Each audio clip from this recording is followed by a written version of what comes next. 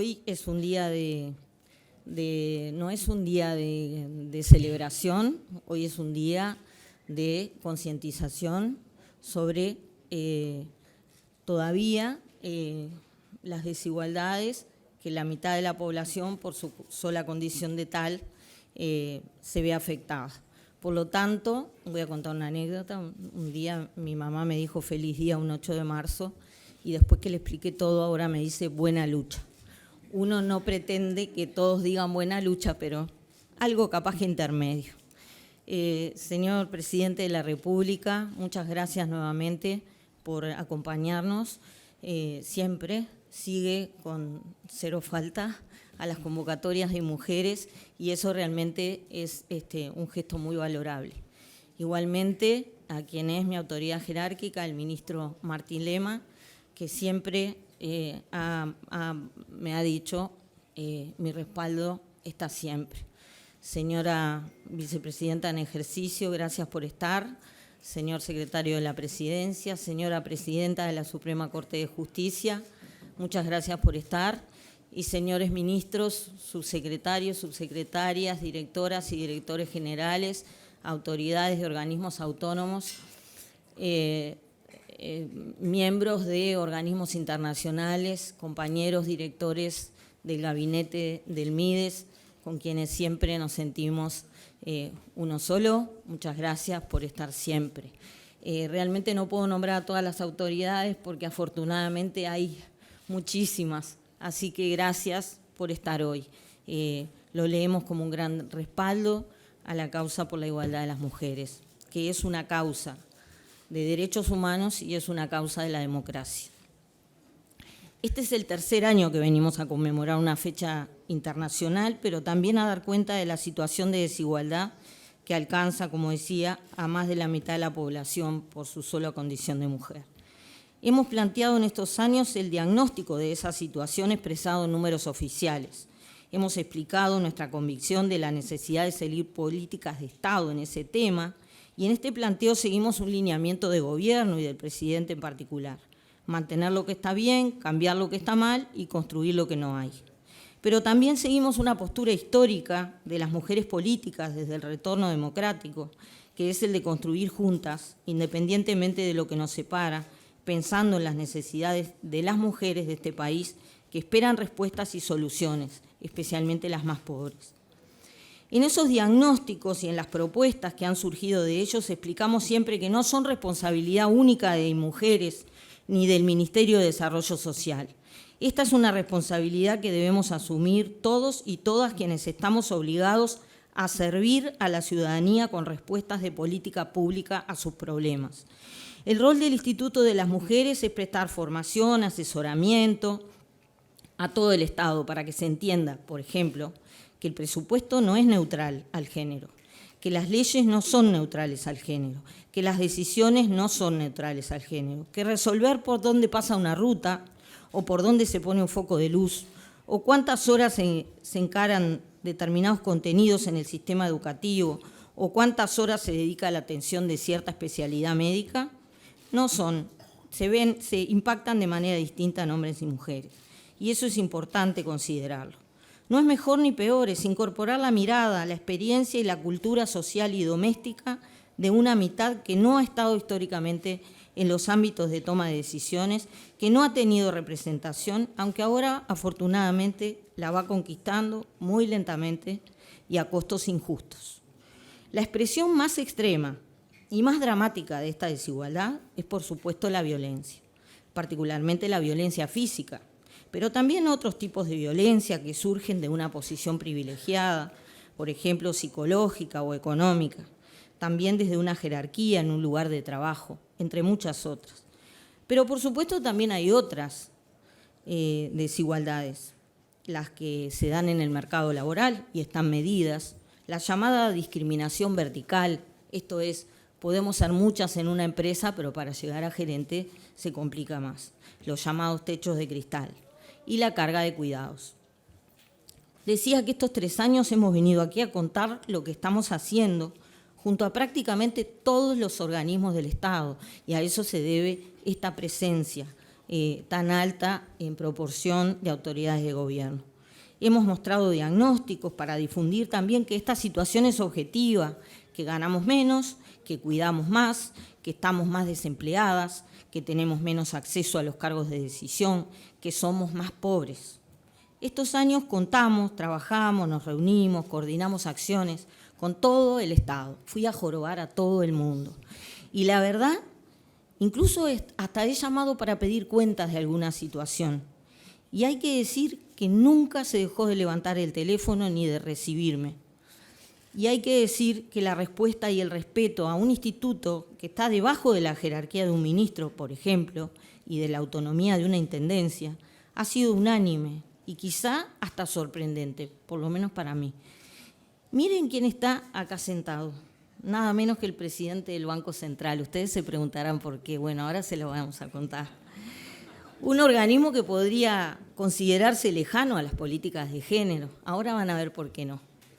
Hay que ver que hemos presidido el Consejo Nacional de Género, a veces casi un consejo de ministros, perdone, presidente, con el presidente de la Suprema Corte, por supuesto de ministros, ANEP, INAU, todos presentes y anotándose para hacer uso de las palabras. Hasta me da un poco de vergüenza. Hoy, como fruto de ese trabajo, podemos exhibir resultados medibles, que como hemos hecho cada año en el mes de marzo, lo focalizamos en la promoción de la autonomía económica de las mujeres, nudo central de las desigualdades de género. Una mujer que no tiene autonomía económica no puede dejar de convivir con un violento. Una mujer pobre sin autonomía económica no puede sacar a sus hijos de la pobreza, ni cubrir sus necesidades básicas, y entre los más pobres son las mujeres las que determinan a su vez la pobreza de la mayoría de los niños y niñas. En ese sentido, el gran nudo para alcanzar esas mismas oportunidades hacia la autonomía, el trabajo no remunerado que hacen las mujeres, esto es, básicamente los cuidados, representan la principal limitante. Para superarla hace falta un cambio cultural, asumir que los hijos e hijas, pero también las personas mayores, las personas con discapacidad, la limpieza, la preparación de alimentos, son responsabilidad de padres y de madres, más allá de que vivan juntos o no, y de las personas adultas de la familia. Pero la acción de la política pública en este sentido también es determinante. Los sistemas de cuidado, la promoción de la inclusión en el empleo, las políticas de seguridad social, la oferta de programas de apoyo para lo que ONU Mujeres llama los pisos pegajosos. Esto es ese grupo de mujeres que no logran incluirse en el mercado laboral porque tienen 4 o 5 niños, niñas en su casa y no tienen con quién dejarlos, o no pueden acceder a una educación básica que les permita salir de situaciones de mucha dependencia, incluso del Estado.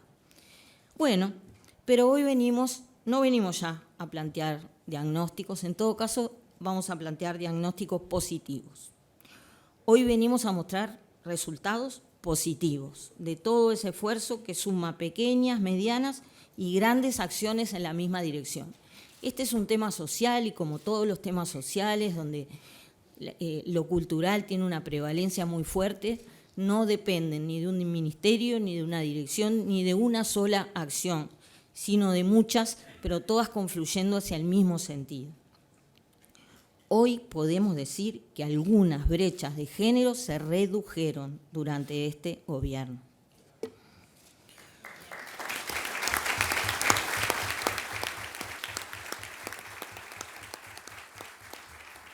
Hoy podemos decir que hay un 1,7% menos de mujeres desempleadas que en la prepandemia y que la brecha de género, esto es, la diferencia entre el desempleo masculino y femenino, se redujo de 3,4% en la pandemia a 2,1% en el primer semestre de 2022.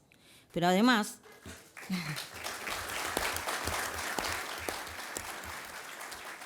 me decía el ministro del ramo que si bien en economía me dicen que todavía no están los datos del segundo semestre, según algunos que me pasó el ministro del ramo, en el segundo semestre del 22 esa brecha llega hasta el 1,3%, desde el 3,4% en la prepandemia.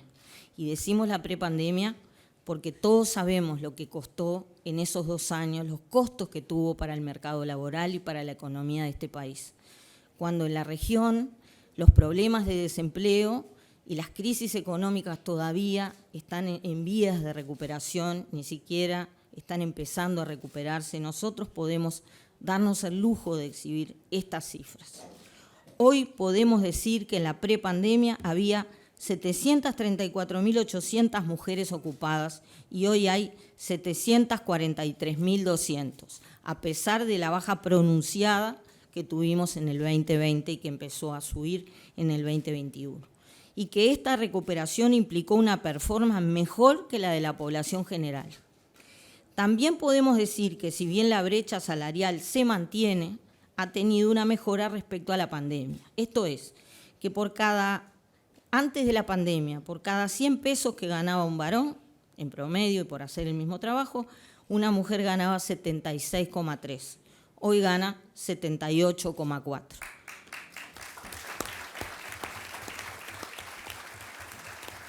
La diferencia en términos absolutos no es significativa, son 2 pesos y algo, pero muestra una tendencia y además atraviesa la situación dramática que, como decíamos, tuvimos que atravesar durante 2 años. El porcentaje de mujeres que trabajan y declaran no registro en la prepandemia era de 23,4. Esto es, trabajan pero en la informalidad. Hoy ese porcentaje es de 19,4. También significativamente reducido. Esto es, tenemos un 4% más de mujeres formalizadas y esto significa asignaciones familiares, cobertura social, cobertura de salud. No obstante, los datos preliminares de la encuesta de uso del tiempo que hicimos con el Instituto Nacional de Estadística y patrocinados por UNFPA y ONU Mujeres, nos dice que trabajamos más en conjunto las mujeres, porque sumado el trabajo no remunerado y el doméstico con el que hacemos de forma remunerada, trabajamos 54,2 horas a la semana. Y los hombres, si sumamos el trabajo no remunerado que hacen y el remunerado, trabajan 49,9 horas a la semana. Trabajamos más, obviamente, como verán. Pero hay un buen dato, y es que esta encuesta, la última era de 2013, nos indica que las mujeres recuperaron 2 horas de trabajo remunerado y bajaron las horas de no remunerado, y los hombres al revés. Esto quiere decir que hay una mejora cultural y hay una mayor toma de conciencia en cuanto a lo que se llama la corresponsabilidad de género. ¿Y cómo interpretamos estos logros? Porque al ser un cambio cultural, al estar vinculado a muchas políticas diversas, es muy difícil dar una interpretación, pero yo me voy a animar. 30 años de feminismo capaz que me lo permiten.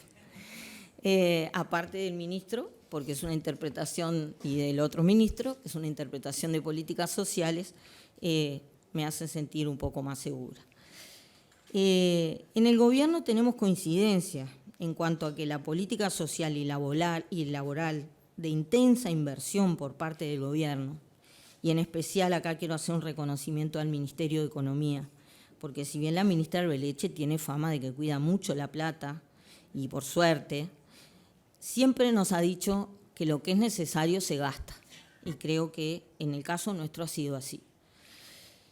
Decía que la política social y laboral de intensa inversión por parte del gobierno en reformular y mantener la inversión en cuidados, por eso está la directora de cuidados aquí, el aumento de las asignaciones familiares, el haberle quitado el tope de ingresos que promueve la inserción en el mercado laboral, y no hay que elegir que si me conviene o no quedarme con la asignación o salir a trabajar. La ley de promoción del empleo que estimula a las empresas a la contratación de mujeres, las políticas de promoción del emprendedurismo, está Sembrando, está INEFOP, está ANDE y tantas más. El plan de género de las políticas agropecuarias, y en eso realmente con el Ministerio de Ganadería, Agricultura y Pesca trabajamos codo a codo, casi día a día, recorriendo el país, juntando y acompañando a las mujeres rurales, han confluido en un impacto hacia quienes más lo necesitaban. Hay, por supuesto, un complemento en la difusión, sensibilización sobre estos temas, es el hacer saber que el Estado está para dar respuestas. El Estado ha estado en Artigas, en Río Branco, en Yum, está también en Montevideo, pero sabe, y este gobierno sabe, que este país no es solo Montevideo y lo va a demostrar con el cuerpo. Todos estamos yendo a poner el cuerpo a donde está también la gente. Eso es un mérito que sin duda nos podemos atribuir como instituto y como mecanismo de género. Sabemos que no es suficiente y que hay que continuar. Por eso hoy estamos anunciando una nueva línea de trabajo con el Banco Central que nos va a ayudar a medir en números y, por tanto, a valorar el trabajo no remunerado.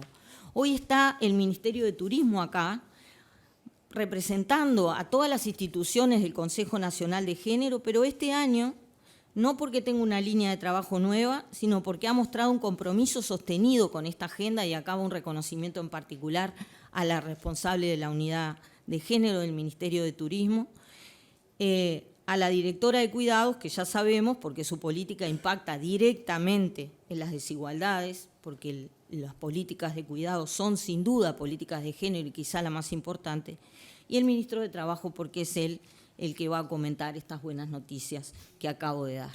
¿Es suficiente? No.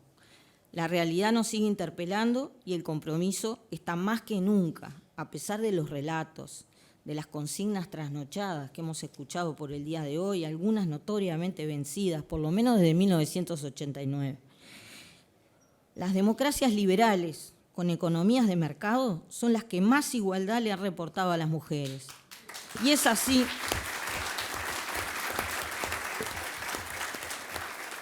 Y es también en esas democracias donde las mujeres tienen la libertad de marchar con los eslóganes, aunque sean obsoletos, que se les antoje. Esa es nuestra democracia. Sigamos cuidándola y profundizándola, en este caso promoviendo la igualdad sustantiva de las mujeres. El Banco Central está certificado por InMujeres ya de hace unos cuantos años. Hoy el Banco Central tiene lo que se llama un nivel 2, que pocos organismos del Estado han llegado a ese nivel en esa certificación. Eso es tarea de un plan anual de capacitaciones, donde hay capacitaciones en temas de género, donde el Banco Central hace un diagnóstico cada 2 años de su estructura organizacional, y no solo hace el diagnóstico, sino que a partir de ese diagnóstico se toman acciones, se han tomado y se siguen tomando. Voy a dar ejemplos, pero cambios que hemos introducido, por ejemplo, en el teletrabajo, para permitir cosas que el diagnóstico nos decía que había que corregir. Entonces, es decir, en eso creo que el Banco Central es una organización bien madura y que trabaja hacia adentro muy bien. Pero también miramos hacia afuera, ¿no? Y digo, nosotros tenemos también nuestra obligación, yo ahora después contaremos con Mónica, pero creo que estas colaboraciones entre organismos del Estado es parte de lo que uno espera, ¿no? Es decir, no ser chacras y que de alguna manera entre los organismos usemos los recursos que tenemos, que no son ilimitados, para justamente conseguir los logros que tenemos que conseguir. Hacia afuera hemos hecho y estamos haciendo una serie de acciones que van desde capaz que cosas que pueden parecer menores, como este año vamos a estar convocando a un premio dentro de los premios en economía que el Banco Central da, un premio en economía que va a ser un premio en economía y género en el sistema financiero. Hemos trabajado y en manera audiovisual hacia adentro y hacia afuera con el tema de la violencia económica y patrimonial. Hicimos el año pasado, en convenio con el Ministerio del Interior, un taller sobre educación financiera para mujeres privadas de libertad, un taller que fue realmente muy exitoso y que vamos a repetir. Entonces, esas cosas son las que nos permiten, trabajando con distintos organismos del Estado, dar nuestra colaboración. En particular, también quiero hacer mención, ahora estamos terminando una encuesta en colaboración con el BID. El BID financia una encuesta que lo que busca es medir el perfil de mujeres que integran micro y pequeñas y medianas empresas. esa encuesta que va a salir en los próximos días da cosas muy interesantes, los primeros adelantos que tenemos son bien interesantes y que después van a ser el soporte de futuras políticas que se puedan tomar. Por ejemplo, cosas que a veces parecen capaz que pueden parecer obvias, pero que los números después los empiezan a mostrar. Las mujeres, básicamente, las empresas de mujeres básicamente se concentran en los segmentos micro, ¿tá? Y a medida que uno va creciendo en el tamaño de las empresas, la participación de las mujeres es cada vez menor, ¿sí? Un dato que a mí, por lo menos a mí, me pareció bien interesante, por ejemplo, en el comercio sí hay mayoría de empresas de mujeres que de hombres. Cosa que sí, cuando uno va a la industria, los números se dan vuelta. Hay bastante más empresas industriales de hombres que de mujeres. Bueno, ese tipo de datos yo creo que van a ser bien interesantes, es parte de lo que queremos contribuir y colaborar. Esperemos que en breve eso esté disponible para todos. Y bueno, por último, la colaboración con InMujeres. Con Mónica hemos conversado en muchas ocasiones en estos 3 años, a veces con colaboraciones que pueden parecer menores, pero como dice el señor presidente, chiquitas para unos, pero muy grandes para otros. Y hemos, de nuevo, ayudado, por ejemplo, colaborando con equipamiento que de alguna manera está obsoleto en el banco, que pueda ser útil para otros usos. Pero sí, y yendo a este tema de la autonomía económica, tenemos 2 proyectos que creemos que son bien importantes y que vamos a hacer en conjunto con InMujeres. El primero es, a partir de la encuesta de uso del tiempo, que ya se hizo mención recién, con el aporte del conocimiento y de la experiencia que tiene el Banco Central, lo que vamos a hacer es terminar y apoyar a InMujeres en la medición del trabajo no remunerado. Eso para nosotros creemos que es un proyecto bien importante. Hay pocos países que tienen experiencia en esas mediciones, pero creemos que Uruguay en esto puede destacarse y vamos a trabajar en eso. Eso para nosotros es bien importante, esa medición. Y por otro lado, ustedes conocen, el Banco Central tiene un programa de educación financiera bien importante que busca llegar a todos los lugares de la sociedad. Recientemente firmamos con el CODICEN un acuerdo para incorporarlo en la currícula y ahora vamos a hacer, con el Instituto Nacional de Mujeres, vamos a hacer un convenio para que todos nuestros programas de educación financiera puedan llegar a los distintos programas que tiene el Instituto Nacional de Mujeres. Entonces, nos parece bien importante ir con medidas bien concretas que de alguna manera lo que hacen es que el proceso de conocimiento y de toma de conciencia de temas de género se ve apuntalado con mediciones, con apoyo técnico, que es bien relevante. Así que bueno, nuevamente agradecer la invitación y de nuevo, las cosas que hacemos no pretendemos que sean más de lo que deben ser, pero sí es nuestro granito de arena a un tema que a todos nos compete. Muchas gracias. Buenos días, es un gran gusto estar acá. Saludamos particularmente la presencia del presidente de la República, que como dijo Mónica, es una señal muy clara y muy fuerte del compromiso de este gobierno con la política de avance en la equidad de género que todos queremos. Saludamos también a la vicepresidenta en ejercicio, la senadora Graciela Bianchi, y a todas las autoridades presentes. Y saludamos particularmente a todas las mujeres uruguayas en este Día Internacional de la Mujer, que yo diría que no es el día de ellas, es el día de todos, porque en realidad la construcción de un país con igualdad de género es una responsabilidad de todos. No nos podemos sentir nosotros, los varones, ajenos a lo que es el gran desafío que las sociedades humanas tienen, pero también reconocer que esto avanza porque las mujeres le ponen proa y son las que empujan, también hay que decirlo, porque de otra manera la inercia y la comodidad muchas veces juega el papel que impide que estos avances, que estos logros sigan siendo cada vez mayores. Parece que las dos cosas están arriba de la mesa. Tenemos que estar, acompañar y empujar y promover, pero las que tienen la iniciativa y las que han generado todos estos logros son las mujeres. Y permítanme un recuerdo, algo que justamente tiene que ver con eso.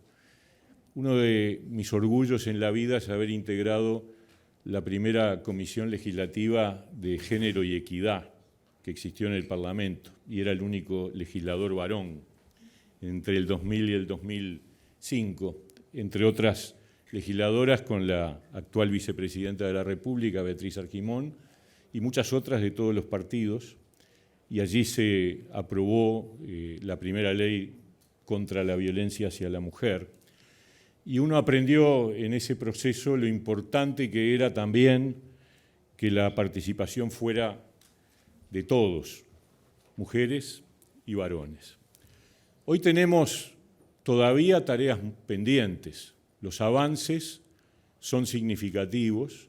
Estamos hablando ahora del plano laboral, pero es verdad que en todos los indicadores seguimos teniendo brechas pendientes, tanto en tasas de actividad, tasas de empleo, tasas de desempleo, quizás en el único indicador donde el valor es mejor es de informalidad.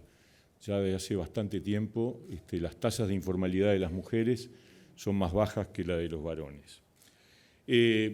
Mónica destacaba, y ahí sí me parece que es muy importante señalar cómo en estos últimos años ha habido mejoras, particularmente en la tasa de empleo y en la tasa de desempleo, así como también en la informalidad. ¿Por qué lo quiero destacar? Porque esto ocurrió en tiempos de crisis, y eso es particularmente relevante. Haber seguido avanzando en la reducción de la brecha de la tasa de empleo es una señal en el medio de la pandemia, o mejor dicho, después de transcurrida la pandemia, en un proceso de recuperación del empleo, donde, además de recuperar el empleo, ese empleo que se recupera es un empleo con una brecha de género más pequeña, con una brecha de género que se ha reducido.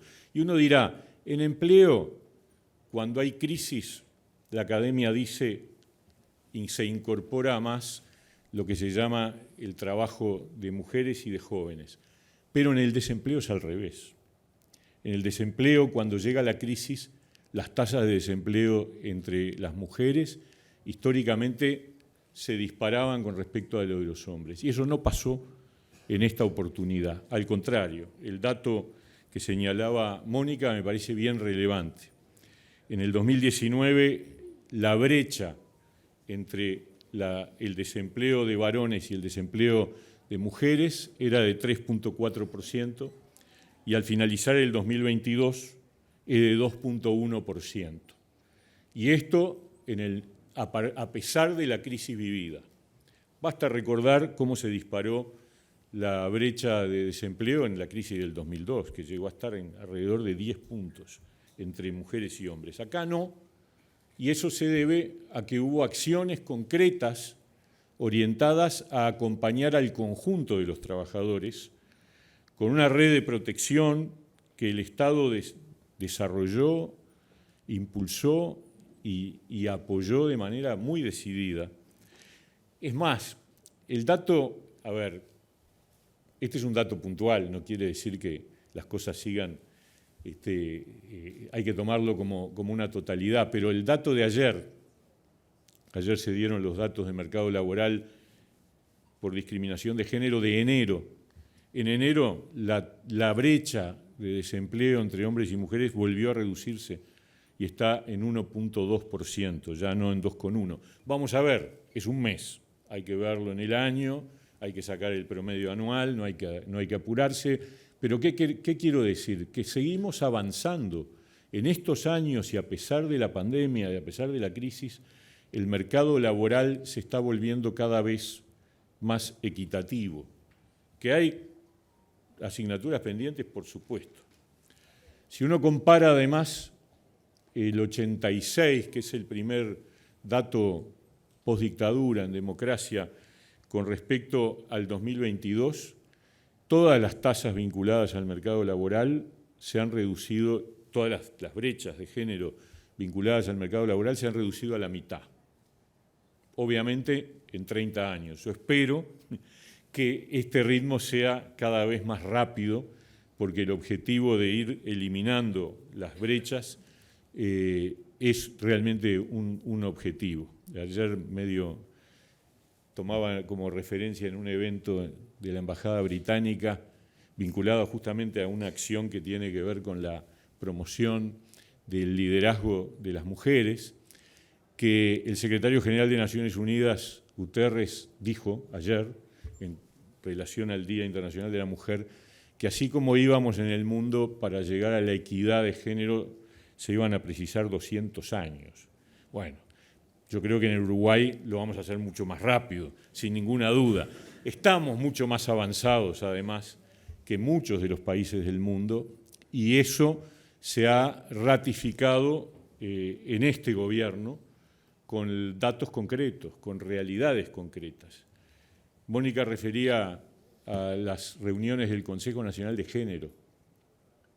Esas reuniones del Consejo Nacional de Género, de las que yo he participado sin falta, mostraron un gobierno entero, integrado y preocupado por llevar adelante acciones que van en la línea de la mejora de las condiciones de igualdad entre hombres y mujeres.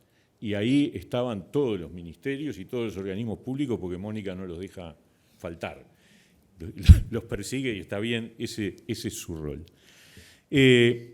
Con respecto a la informalidad, también entre el 19 y el 22, la informalidad se redujo en el conjunto del país, y eso es una señal muy positiva que a Uruguay lo muestra destacado en el mundo entero, porque no era esperable que después de la pandemia, recuperado el mercado de empleo, la informalidad cayera. En Uruguay cayó 4 puntos, pero ¿saben qué? Entre las mujeres la informalidad cayó más que entre los varones. Hubo una reducción de 3.9% contra 3.5% de los varones. Y el trabajo no remunerado, también hay una reducción de la brecha en el año 21 con respecto al 2013 de alrededor de 13 puntos. O sea, la diferencia entre la cantidad entre el porcentaje que se le dedica al trabajo no remunerado, el hombre y la mujer, que sigue siendo importante, bajó de 33 puntos de distancia a 26. Y la ley de promoción del empleo que se aprobó en este gobierno, que promueve la contratación de personas pertenecientes a sectores más vulnerables y que tiene un diferencial de subsidio mayor cuando se trata de trabajadoras mujeres, indica que en su primer año de uso, de utilización de esta norma, el 62% de las personas, de trabajadores que fueron subsidiados, fueron mujeres, casi 2 de cada 3, lo cual habla también de una focalización correcta, deseada, es decir, en aquellos sectores donde particularmente hay más desafíos. Entonces, como decía hace un rato, nos ha tomado más de 30 años reducir las brechas a la mitad. El gran objetivo ahora es poner el acelerador y que ese ritmo sea mucho más rápido. Y eso depende de las políticas públicas, y en eso estamos, sin duda alguna. Este acto es una demostración muy cabal de que así vamos caminando, pero también depende de la transformación cultural. Depende de que en la vida diaria, en la cotidiana, en las relaciones nuestras de cada día, en lo público y en lo privado, tengamos la capacidad, y a veces no es fácil, lo digo desde la posición de un varón, la capacidad de ir corrigiendo actitudes, conductas, valores, para que esa construcción sea realmente más rápida. E importa finalmente decir que es relevante llevar adelante una estrategia dirigida a en qué actividades tenemos que ayudar a que esa equidad de género se desarrolle. Primero, mejora en las condiciones laborales de las actividades que tienen una alta feminización, que en general son las de menor remuneración. Y en ese sentido, decirles, estaba la directora general del Ministerio en el evento de la semana pasada que realizó la OIT sobre trabajo doméstico y de cuidados, y cuando nosotros presentamos lo que es la situación del Uruguay en materia de trabajo doméstico, nos sentimos orgullosos. El Uruguay es el país que primero ratificó la Convención Internacional de Trabajo sobre el trabajo doméstico. Y es hoy, por lejos, el país de América Latina que tiene una tasa más alta de formalidad, alrededor del 60% del trabajo doméstico. Pero también tenemos que trabajar para que esas diferencias en la feminización de las actividades que son las que tienen menor remuneración sea más equilibrada. Y tenemos que trabajar también, y con esto termino, para que las mujeres se incorporen a aquellas actividades laborales de mayor remuneración. Y en ese sentido, la inclusión digital, que es una línea crucial del futuro del trabajo. Algunos dicen que hay que justamente tener muy claro cuál es el futuro del trabajo viene por el lado de la inclusión digital y también del incremento de la educación formal y de la capacitación laboral. En educación formal estamos ya muy avanzados. Las mujeres son promedialmente mucho más educadas que los varones y eso prefigura que el proceso de incorporación al mercado de trabajo va a ser cada vez más rápido, va a ser cada vez más fuerte y va a ser cada vez más equitativo. Pero en esto tenemos que ayudar desde las políticas públicas y por eso hoy celebramos logros y al mismo tiempo renovamos compromisos para que el año que viene, cuando nos juntemos de vuelta, los datos sean todavía mejores. Muchas gracias.